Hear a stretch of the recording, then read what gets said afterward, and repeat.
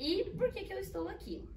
Eu sou Cleveline, muito prazer, e sou a terceira filha de 4 filhos.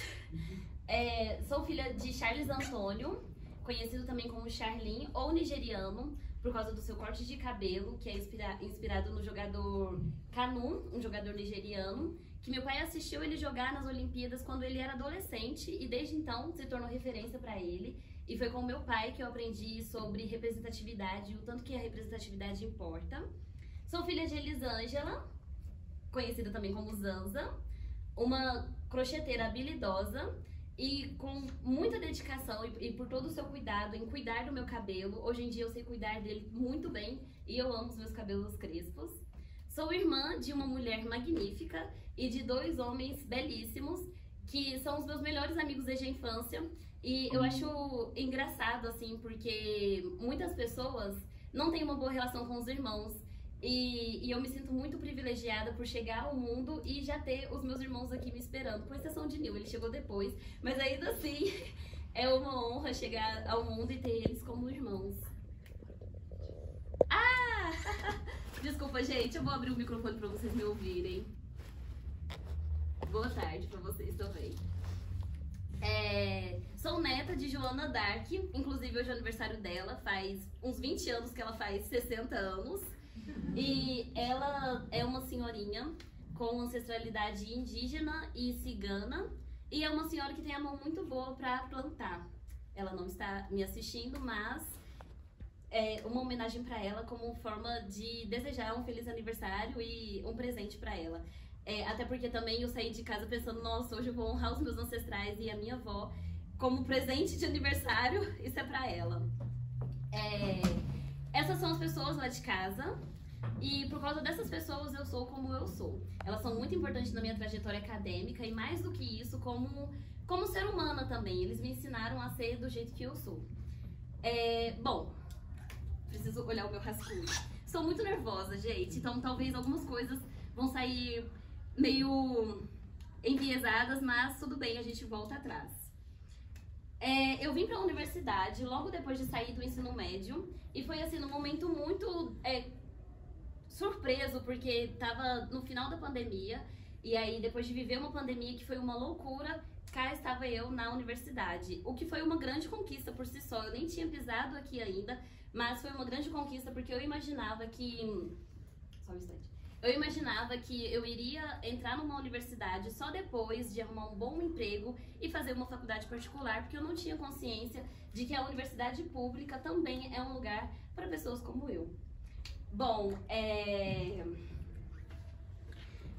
eu sempre quis ser artista e as artes cênicas elas sempre foram minha primeira opção. E a licenciatura ela veio como forma de segurança financeira para eu poder dar um retorno para minha família de todo o investimento que eles fizeram na minha educação. Seja, eu nunca estudei em escola particular, mas meus pais investiram muito na minha educação quando eles iam lá e compravam os melhores materiais pra gente estudar. Não eram os melhores materiais, mas eram os melhores materiais pra mim e foi muito importante pra minha formação. Então a licenciatura veio como forma de retribuir pra minha família de uma maneira mais rápida todo esse investimento que eles fizeram.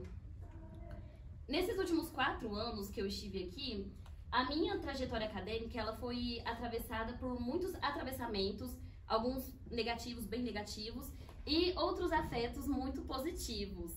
No meu primeiro ano, esse não é um positivo, tá? Mas no meu primeiro ano, eu morei numa república federal e as águas elas foram tão turbulentas que eu acabei me afogando, esquecendo quem eu sou e o que eu vim fazer aqui.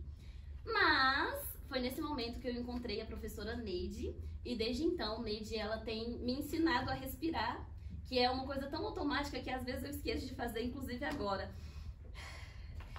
E aí, assim como o Bell Hooks encontrou em Paulo Freire um mentor e um guia, em Neide eu aprendi que o aprendizado ele é libertador e desde então eu tenho procurado soluções para todas as minhas questões.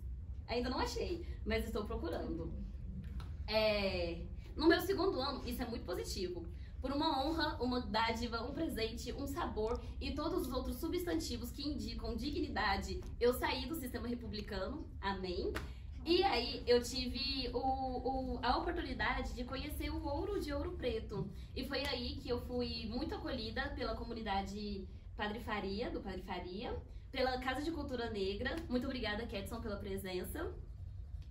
Pelo coletivo Vila Pobre e por outras pessoas ouropretanas e de outros lugares que me fizeram me enxergar, que todos os dias me ensinam a me enxergar no mundo como a mulher negra artista que sou, como uma pessoa que vale a pena. E nesse movimento de sair do espaço republicano e não ficar apenas no espaço universitário, eu entendi que não é que eu era insuficiente ou algo assim. Eu só estava num lugar minúsculo com pessoas eu só estava no lugar errado, com pessoas erradas, na hora errada, tentando ser uma outra pessoa para encaixar num lugar que não tem nada a ver comigo. Então eu saí e muitos caminhos foram abertos. Tive a oportunidade de estagiar na Escola de Samba Unidos do Padre Faria, na Escola Desembargador Horácio Andrade, no IFMG, e hoje eu trabalho lá como apoio pedagógico para pessoas com necessidades específicas. Inclusive, minha colega Thaisa está aqui. Obrigada, Thaisa, pela presença. E Clarine também, que além de minha colega de quarto, também é minha colega de trabalho. Valeu! E também tive a oportunidade de fazer uma exposição dos meus quadros na Casa de Cultura Negra. E para mim foi uma honra, porque foi sempre um lugar que me recebeu desde que eu cheguei aqui, um pouco depois, né, que eu estava num ambiente meio... Mas a Casa de Cultura Negra foi sempre um lugar que teve as portas abertas para mim, então poder retribuir, levando um pouco do que eu faço, foi, assim, muito, muito bom. Pude ser o rostinho lindo e publicitário da UFOP, uma coisa que me gera um pouco de gatilhos, porque foi muito sensível, mas para mim é uma grande honra, me deixa extremamente feliz saber que eu sou espelho para as pessoas pretinhas que estão chegando agora e para as pessoas que estão na universidade que de alguma forma talvez não se reconhecesse dentro dela. Então, ainda que tenha sido um processo doloroso, talvez, ainda assim é uma grande honra poder ser espelho para outras pessoas como eu. Bom, nesse tempo também eu voltei a escrever, que era uma prática que eu tinha muito quando eu era criança, mas eu fui perdendo ao passar do tempo, e aí eu voltei a escrever por meio do Ateliê de Escritas, Ateliê de Escrevivências de Nina Caetano e Malu Caetano. Pelas palavras eu encontrei a cura para encarar a vida sóbria, porque é muito importante a gente encarar a vida sóbria. Então sempre que vocês tiverem a oportunidade de escrever o que vocês estão sentindo, escrevam. E por meio da arte-terapia, ministrada por Neide, eu voltei a pintar. E foi a partir daí que eu fiz os quadros que foram expostos na Casa de Cultura Negra. As manifestações artísticas, como a pintura, a música, elas realmente me ajudam a encarar essa coisa que chamamos de vida, essa coisa maluca. Bom, tempo perdido aqui. Achei. A busca para fazer as pazes com o que eu vejo no espelho foi muito complicada. Mas hoje em dia, quando eu olho no espelho, eu consigo reconhecer o meu valor, a minha força e as minhas sensibilidades, assim como de outras mulheres negras. E estar apresentando esse breve resumo do que foi essa loucura da minha trajetória acadêmica, porque assim, gente, isso aqui é um resumo do resumo mesmo. A gente ficaria dias conversando, mas estar apresentando esse breve resumo é já uma grande conquista. E mais do que isso, tornar-me negra é uma conquista ainda maior. Apesar de certas expectativas frustradíssimas, eu não imaginava que a minha trajetória acadêmica seria tão forte e intensa, com práticas diversificadas que são complementares entre si, com encontros que marcaram a minha vida e ficará marcado para todo sempre, assim, com pessoas que foram afetos muito positivos, que estão aqui no meu coração, pode parecer, mas eu tenho um coração. E é isso, né? A minha trajetória acadêmica, a minha existência é marcada pela condição de ser uma mulher negra. Então, me reconhecer na universidade como tal é uma grande conquista, e estar rodeada de pessoas iguais a mim, isso é muito bom também, porque depois que eu saí desse ambiente, eu pude respirar a arte e as vivências de outras pessoas e a me enxergar no mundo ao lado de pessoas iguais a mim. E essa é a importância de se ter referência positiva de pessoas que são como a gente. negras. Bom, estamos caminhando para o final, mas antes eu gostaria de fazer uma citação de Bell Hooks em Olhares Negros, Raça e Representação, no capítulo Mulheres Negras Revolucionárias nos Transformando em Sujeitas. Bell Hooks nos ensina aqui. Só um instante, só botar meu óculos. Quando mulheres negras aprendem minha vida, também aprendem sobre os erros que cometi, as contradições. Passam a saber das minhas limitações e das minhas forças.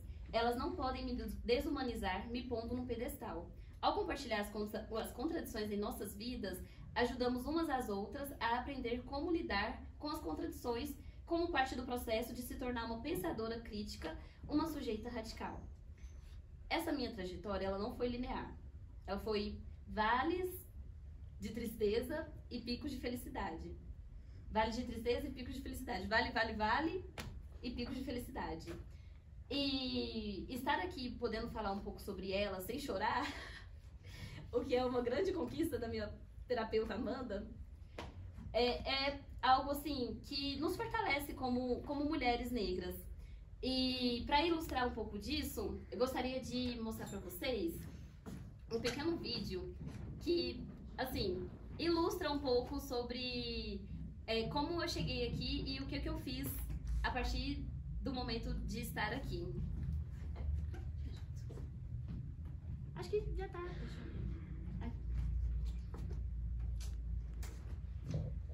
É um vídeo bem rápido, tá, gente?